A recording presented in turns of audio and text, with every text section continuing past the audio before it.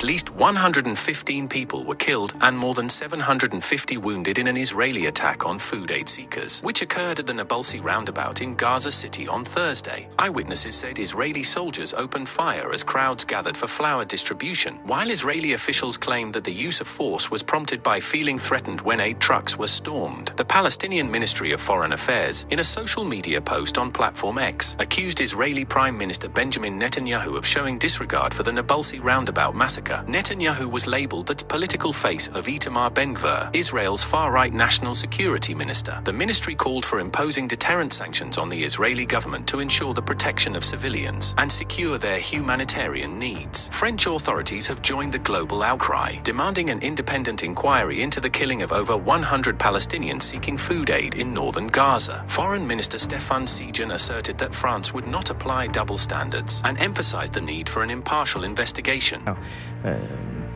Nous souhaitons un cessez-le-feu durable, la libération des otages. Je veux rappeler quand même à vos auditeurs qu'il y a encore 3 de nos compatriotes qui sont retenus à Gaza, que nous avons toujours dit les choses de manière transparente par rapport à des grands principes.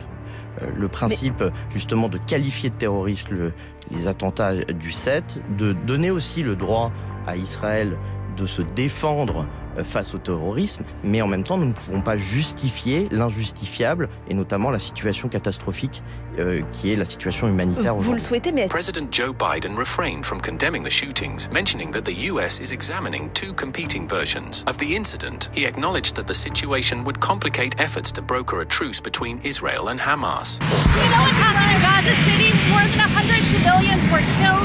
We're checking that out right now. There's two competing versions of what happened. I don't have an answer yet. Are you worried that will complicate these negotiations? I know will. The United Nations Security Council convened for a closed-door emergency meeting, but failed to issue a statement condemning the killings. The US objected to placing blame on Israel, with Deputy Ambassador Robert Wood expressing that the US does not have all the facts on the ground. China's Ministry of Foreign Affairs spokesperson Mao Ning expressed shock and strong condemnation for the incident, urging all parties, especially Israel, to cease fire immediately. China called for the protection of civilian safety, ensuring humanitarian aid access, and preventing a more severe humanitarian disaster.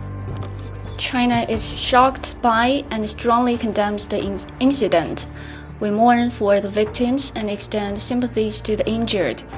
China urges parties concerned, especially Israel, to stop fighting at once, earnestly protect civilians, and ensure access for humanitarian assistance to prevent an even worse humanitarian disaster from happening. South Africa, having filed a case of genocide against Israel at the International Court of Justice over its Gaza operations, condemned the massacre of aid seekers. The country emphasized that the incident constituted another breach of international law and violated the binding provisional orders of the International Court of Justice.